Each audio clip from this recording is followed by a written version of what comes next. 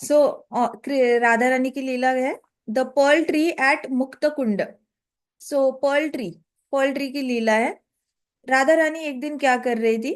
Radha Rani was washing the turmeric hands in turmeric from her hands in the pond. जब जो राधा रानी हाथ धो रही थी, जो पीला पुकुर में हाथ जब धो रही थी, तो काफी सारे लोगों ने राधा रानी को देखा कि ये छुप छुप के हाथ धो रही है। तो फिर गॉसिप स्प्रेड होना शुरू हो गया। सबने एक दूसरे को, गांव है, गांव में बातें जल्दी फैल जाती है। सो सबने एक दूसरे को बताना शुरू किया कि हमने राधा रानी को देखा और राधा रानी छुप छुप के हाथ धो रही थी और उसके हाथ पीले हो गए। ऐसे करके जल्दी जल्दी जल्दी जल्दी न्यूज फैल गई। अब न्यूज फैल गई तो कहाँ पहुंच गई न्यूज? कहाँ पहुंच गई?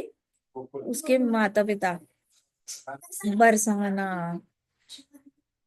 हाँ, उसके मम्मी पापा तक, मतलब गांव वाले देखो कितने ज्यादा डेंजरस होते हैं। सीधे धीरे धीरे धीरे धीरे ऐसे ऐसे स्प्रेड करते करते सीधा, मतलब राधा रानी घर नहीं पहुंची थी। और राधा रानी घर नहीं पहुंची थी, लेकिन उनके पहुंचने से पहले खबर पहुंच गई कहाँ तक, कीर्तिदा तक और वृषभानु तक वहां पे पहुंच गई। And the village people informed her parents. गांव के लोगों ने राधा रानी के माता पिता को बताया कि आपकी बेटी हाथ पीले करके आ रही है। तो वृषभानु और कीर्तिदा बड़े टेंशन में आ गए थे। हाथ पीले हो गए, हाथ पीले हो गए। शुरुआत में उनके पास इतनी न्यूज आई कि हाथ पीले कर दिए राधा रानी ने, तो उनको लगा हमें कुछ पता नहीं है, हमारे पास कोई रिश्ता नहीं आया, कुछ नहीं आया, कुछ नहीं आया। इतने में फिर पीछे से जो नंद बाबा के अंडर, नंद बाबा के घर में, यशोदा मैया के यहाँ पे बहुत सारे लोग काम करते थे। तो उनके अंडर जो काम करते थे, फिर वो भागते हुए गए और उन्होंने बताया कीर्तिदा और वृषभानु को कि यशोदा मैया ने ये हाथ पीले किए राधा रानी के, तो उसको डांटना मत, वो छोटी है।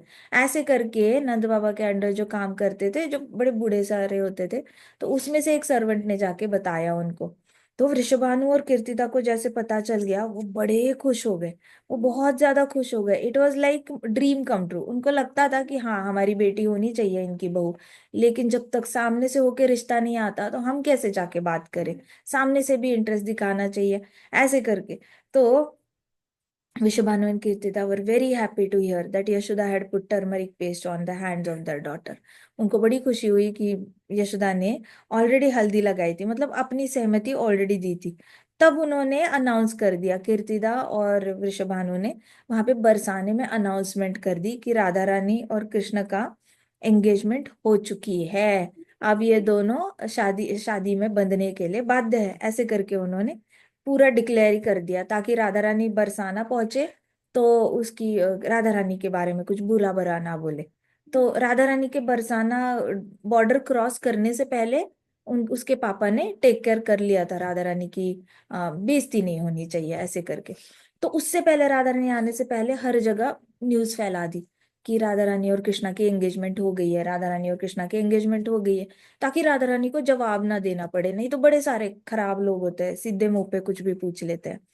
तो उन्होंने अनाउंसमेंट कर दिया और इमीडिएटली क्या किया उन्होंने फिर, बड़े बड़े ऐसे बक्से होते हैं ना, लकड़ी के बक्से होते हैं, उसमें उन्होंने ढेर सारे पर्ल्स डाले, मोती डाले। फिर दूसरे बक्से थे, उसमें ऐसे सोने के कंगन डाले, कड़े डाले। ऐसे करके छोटे छोटे बॉक्सेस उन्होंने तैयार किए और बैलगाड़ी में रख के वृषभानु और कीर्तिदा ने कहाँ पे भेजे? नंद बाबा और यशोदा मैया के घर पे।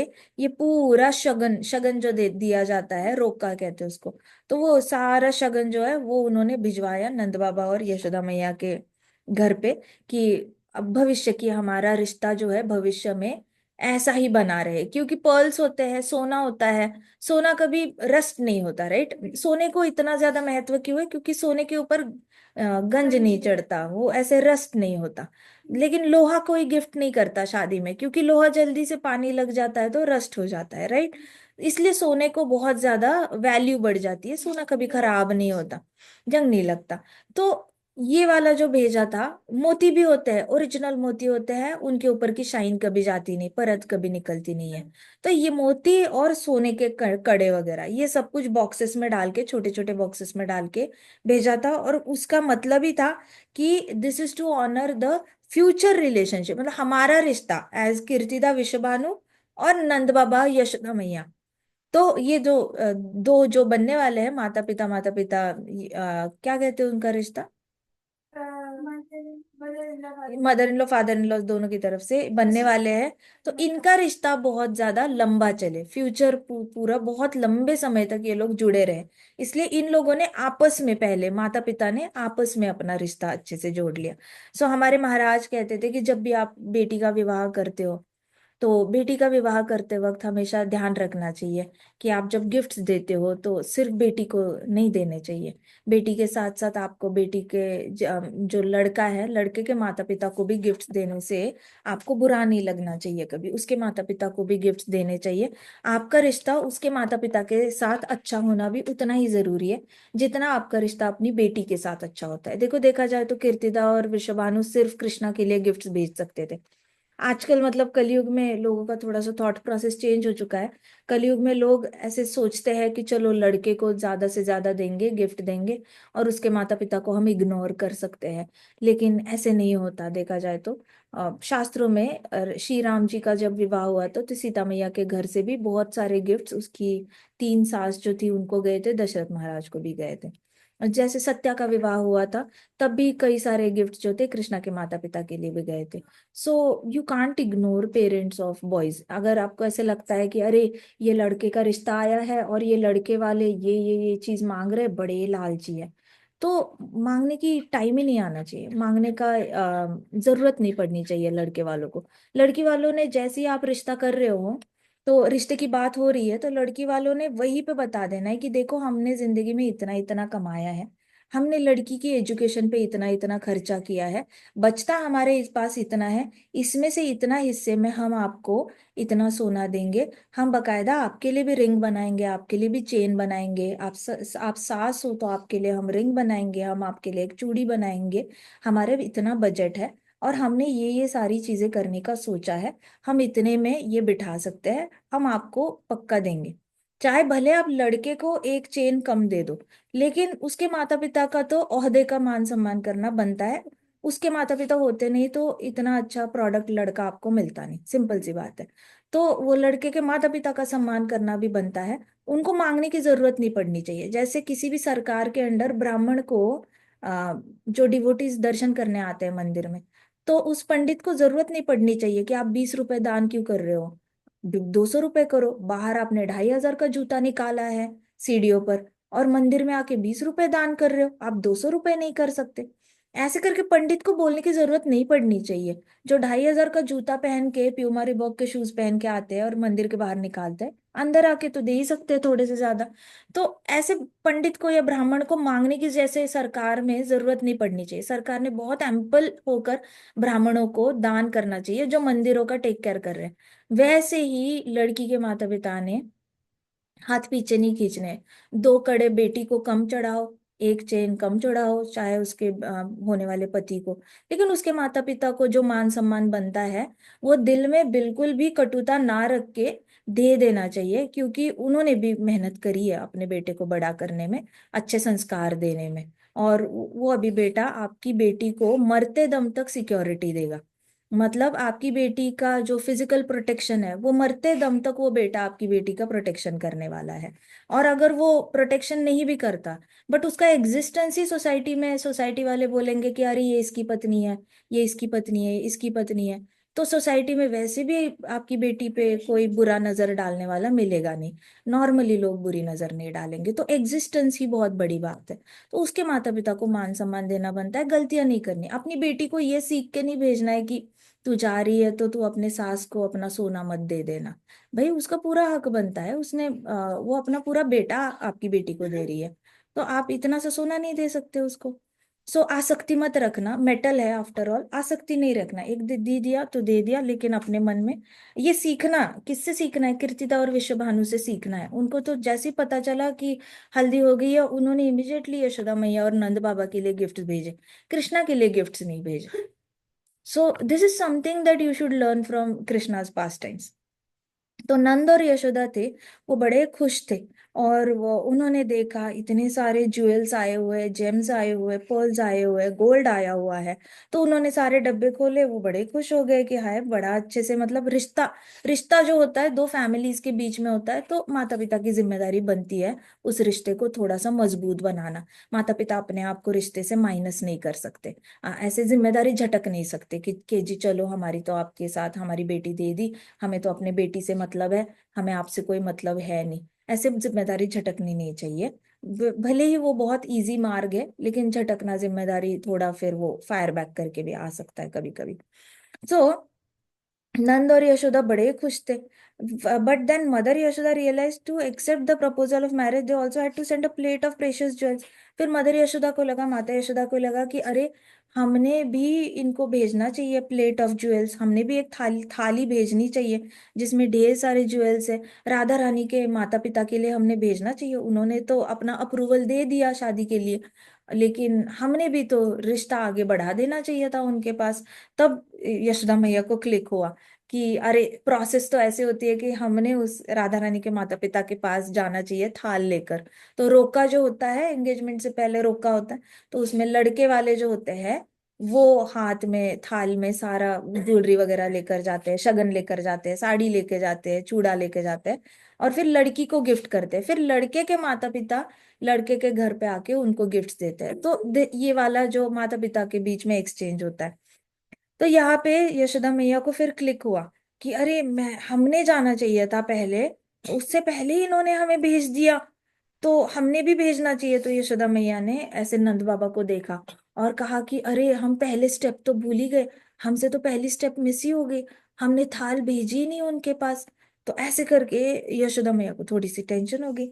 तो when Krishna came to know, फिर कृष्णा को पता चल गया कि अरे राधा रानी को अभी तक बकायदा ऐसे कोई ज्वेल्स भेजे नहीं है, कोई कंगन नहीं भेजा, कोई पर्ल्स नहीं भेजे, कुछ नहीं भेजे। तो कृष्णा को ये सारी प्रॉब्लम समझ में आ गई अपनी माँ के फेस को देखकर। कृष्णा ने यशोदा मैया के चेहरे को देखा और कृष्णा को समझ में आ गया कि मैया को थोड़ा सा आत्मग्लानि फील हो रही है कि वो रिचुअल फॉलो करने में उनसे थोड़ी सी गलती हो गई।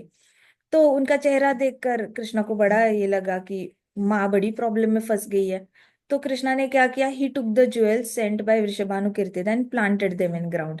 कृष्णा ने क्या किया, जितने भी मोती आए थे ना वृषभानु और कीर्तिदा के यहाँ से, तो कृष्णा ने वो सारे मोती लिए और अपनी गार्डन में ऐसे ऐसे ऐसे बीज जैसे बोते हैं ना, वैसे ऐसे प्लांट करना शुरू किया मिट्टी में।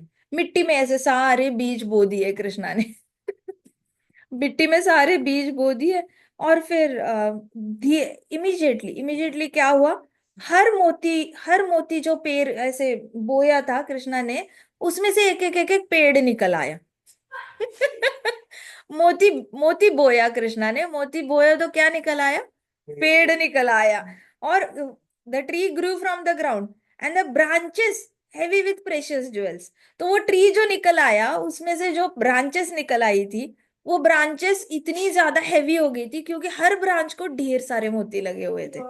तो आप इमेजिन करो, आपने अगर एक ऐसा छोटा सा ट्री लाया जिसमें सारे स्टिक्स स्टिक्स बाहर आ रहे हैं, और आपने ढेर सारे मोती खरीद के लाया, और वो सारे मोती ऐसे सारे इंडिविजुअल ब्रांच में अपने ऐसे ऐसे, एक क्राफ्ट प्रोजेक्ट समझ लो कि जिसमें आपने स्टिक्स का ट्री खरीदा और आपने अलग से पर्ल्स खरीदे और उसमें ऐसे ऐसे डाल के रखे, ऐसे ऐसे डाल के रखे।